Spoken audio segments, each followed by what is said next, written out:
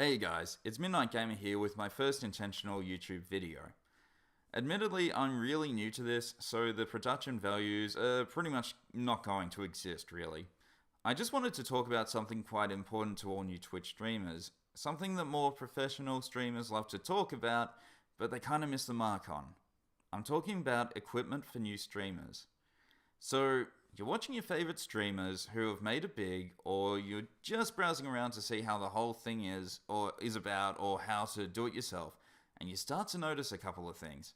The Blue Yeti mic, the green screen so there's no background behind the person, the high quality video feed, and the super stylish overlay. So you start to think, there's something to this. They all have the same gear, and they're all successful. So, to be successful, I should get that gear. Now, the story may end there, with you getting that credit card out and you're going all out. Or, like me, you may also watch some tutorial videos on how to get started. There are heaps of them by different streamers, so you may have seen some, or you might have watched them all like I sort of did.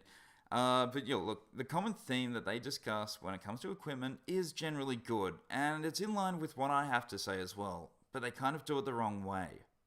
They usually have their awesome stuff in use, and they say, you don't need this Blue Yeti mic that I have to be so successful. You don't need this incredible webcam whatever that I use all the time to be successful like me.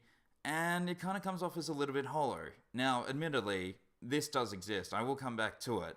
It is quite relevant. But anyway, what should I, as a new streamer with basic tech, say about this? Look, if you're starting out, no matter how crap your equipment is, the weakest link in your stream will always be you to begin with.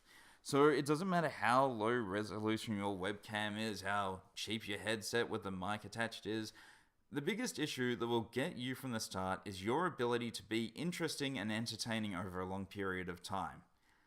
But you may say, but Midnight, I have so much to say and I chat heaps to my friends, or whatever other claim to fame you've got. But here's the thing. Have you ever tried timing how long you can talk to yourself about anything before running out of things to say? Give it a go. Just, set a timer and just start talking, and when you're done, see how long it went. Because you might get a bit of a surprise. It's a lot shorter than you'd expect. But look, here's the most important thing. The important thing is I'm not saying don't stream. It's actually completely the opposite. You should stream as much as you can. So stream, if you got like a cheap headset and a webcam, I'd actually say exit this video. Plug it in and get into it. The only way to really improve your performance abilities is to just keep doing it, record your performance, watch your performance to learn more, and then do it again. If you do this, the improvements of your stream will be more than any mic, webcam, gamer chair, or anything could ever provide. So if you do make these improvements and you still love streaming after a while, instead of going to regular stores and spending top dollar on the stuff, check out places like the Facebook sales section or, Gumtree or Craigslist if that's still a thing. And you should find things really, really cheap because a lot of people actually did go out on day one and buy everything, then realize they hate streaming and suddenly have to dump it. So it's kind of sad, but look, honestly, you can take advantage of it and get really cheap gear. That's how I got this. I got it for about half the price it usually would be in store. So, that was no issue to me after a couple of weeks of streaming. I'm like, all right, that's cheap enough. Let's just make it happen. All right. So, you might say, look, well, that's everyone else, but I'm like that 0.01% that's amazing from day one, and I know it in here. I've got it all sorted in my mind. It's going to be perfect.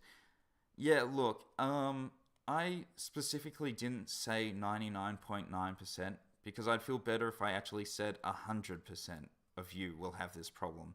Because if I say 99.9, everyone's going to think they're the exception, and I did too. Honestly, I thought I would have it made, and honestly, really, I didn't. I still don't now. It's still even a problem for me. And a lot of people who are more used to it than I am as well. So, but, okay. Since we're here, let's hypothetically say that you are the exception. Somehow, from day one, you haven't made. Even so, I would still say don't buy this stuff anyway. Because, as a beginner, some of this stuff it's not necessary, it's not going to help, and sometimes it can actually backfire on you. So let's start with the Blue Yeti mic. It may seem like it makes everything sound super amazing. It sounds like this is the best way and I shouldn't stream without it because I'll set a bad reputation if I use a crappier one. Look, the Blue Yeti mic may be amazing, but it does one thing that people really don't bring up. It picks up background noise like nothing else. So you might think, oh, just keep things quiet. But there are two things that it's going to pick up in your stream and it's going to bug the crap out of everyone who watches you. The first is the mechanical keyboard if you got one, but even a membrane one does it too. But especially, if you have a mechanical keyboard, everyone's going to hear it. And if you think, oh, I'll use a controller, well, guess what?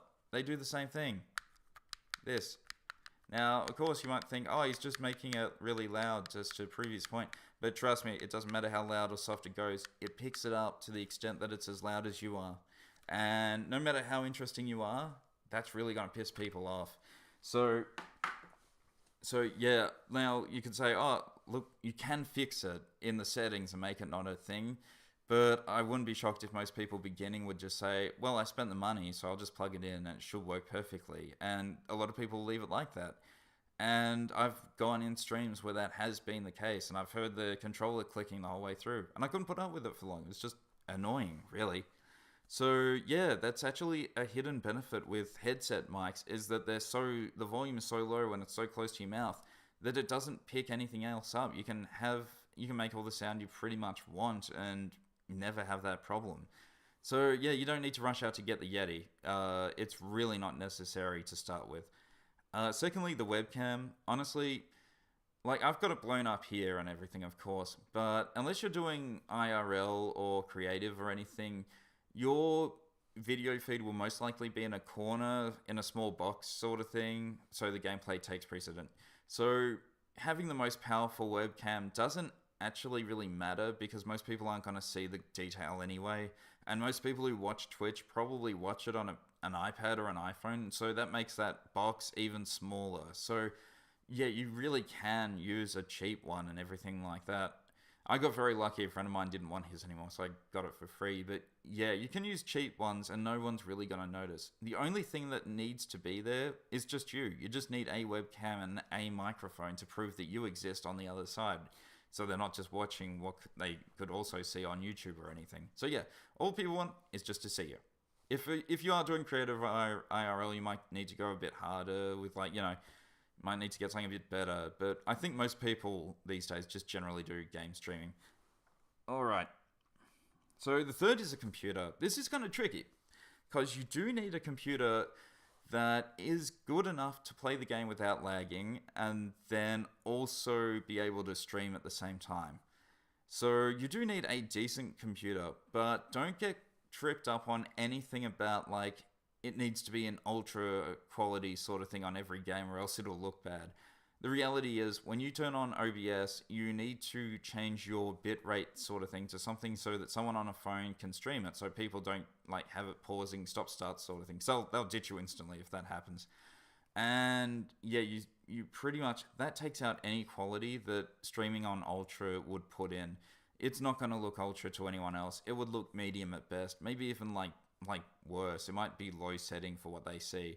Yeah, people aren't turning up to Twitch to watch, like, ultra gameplay. They're here to see you, not the game. If they wanted to see it look incredible, they go to YouTube. All right. So fourth is the overlays. So this is kind of weird because overlays are free. So there's nothing financially stopping you from using them. But I do have a couple things I have noticed over the last few weeks and everything of watching other people that I think would help, just to bring it up. So the first one is, you want to make sure your overlay doesn't get in the way of the gameplay or you. Like a lot of people have really elaborate ones, but you don't want to do that to an extent. Like, it kind of does look cool, but remember, people aren't there to look at the overlay. They're there to look at the game and they're there to look at you, and that's it.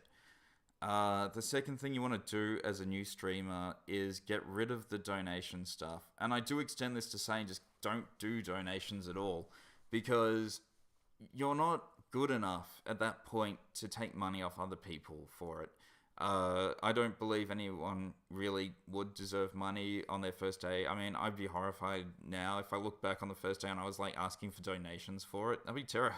I'd be quite embarrassed. So yeah, what I would suggest you do instead is celebrate followers and viewers. If someone follows you, that is a massive compliment. They're saying, I find you so interesting that I'm willing to give my time to watch you play a game and talk. And that alone should be like the most incredible thing. So I would say when you begin, focus on that. Make that the thing. If you ask for donations, you're probably going to actually turn more people away from you than you will convince people to hang out.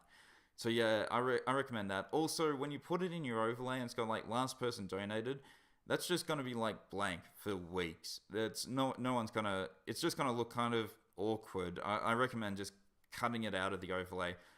Feel free to leave one that says like last follower or something. I got rid of mine, but I don't know if that was actually the right choice or not. So I'd say that's totally fine.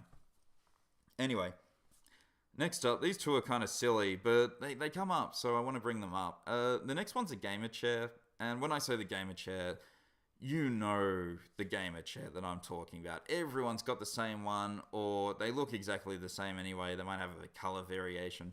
Yeah, you don't need that chair. I reckon there's two way better options. The first is go to an op shop and find like a couch or something like that. You get them cheap and they're usually pretty good. Just vacuum clean them after you get them, I guess, if you're worried. So that's a really cool option. And the second one is go to like an office kind of place, like Officeworks, I guess, if you're in Australia or something like that, just an office store, and get an actual office chair. They're usually made to make it good on your back and everything like that. And you can get some really cool leather ones. They might be a bit more expensive, but yeah, it would be a much better option. I think you'd enjoy it more. Yeah, I've never used those gamer chairs, but we have similar things in some of the office places, and they usually get bad reviews anyway, so usually they wear out pretty quick. So I'm kind of against them. And also it just makes you look like everyone else, and that's not really a good idea. You don't... Yeah, if you can do anything that makes you stand out, I'd say it's a good thing. Well, I guess it's all dependent, really. So the last one is the green screen. Seriously, it's like... Okay, sometimes it does look cool for some people. It's like, oh, you can see the game around them. Yeah, that's kind of cool. But I feel like it's a lost opportunity. I think that... Okay, look, I won't lie. There's a lot of crap going on in the background. A lot of storage I can't really move around at this point. So it does look messy. But I think for the most part, this whole setup is... Like, I do chill streams. That's kind of like my thing. Just relax gameplay and, you know, hang out and talk crap. So yeah, I feel that this setup here really fits it and brings more personality into that concept than it would if I used a green screen sitting near a computer. So I feel like you can actually make more of your background instead of like just, you know, green screening it with your gamer chair and having that be it. So look, overall, you don't need this stuff yet, if ever in some cases, but I won't lie, you do need some things to make progress. So first, I saw listen earlier. First is the mic that is listenable, so just make sure it's not broken or anything like that. We want to hear you, really. You want a webcam that also isn't broken, and also, I don't know if there's even an option or issue anymore, but you want to make sure it doesn't lag or any crap like that. Look, you want it to look okay, like it's got to be functional. So yeah, just make sure you start with them too. I don't recommend beginning without the webcam. I've never stuck around for even more than a minute when someone was streaming without one. You want a computer that can play what you want at medium or above. Yeah, but, you know, like I said, don't go all out with that part. It's not even relevant when it comes to streaming. And sadly, this one you can't really bend. It's the internet connection. You need one with a good upload rate. Now, for most viewers, like I guess in the US, I'd imagine it's pretty good, but there are a lot of Australians who are still stuck with rather crap upload speeds and they can't stream because of it. So that can be an issue. But, you know, that's pretty much the only thing you can't really bend. And you probably can work something out anyway. And the last thing, and this is the most important thing, you need to bring you. You are the most important thing to your stream. Because if I wanted to watch a Let's Play or a gameplay video, I would go to YouTube. If I wanted to watch a speedrun, I could go to YouTube. You are the thing that makes you and your stream interesting, and you've got to bring it. And, you over time, the more streaming you do, the better you will be at bringing it, and the more people you will convince to watch your thing and keep around. So yeah, that is the most important thing. You. It's always about you when it comes to Twitch. Absolutely. So I guess the last thing I can say is get out there and make it happen. Go do a stream. Yeah. Whenever you want now, maybe get set up later, whenever you see it, or you can do whatever you want. So yeah, thank you very much if you watched all the way through and everything. I hope I gave some good hints or anything, or at least, confirmed something, or maybe changed something. Who knows? Feel free to leave comments. I love to read comments and everything like that. If you got any more opinions, or if I left anything out. Because, I'm learning myself. Like I said, I'm new as well. But these are the things I've noticed. I don't know if I'd do another video later on, but, feel free to do all that, like, sharing and subscribing stuff that everyone seems to say at the end of the video. And yeah, fantastic. Thank you for hanging out, and I'll catch you guys later.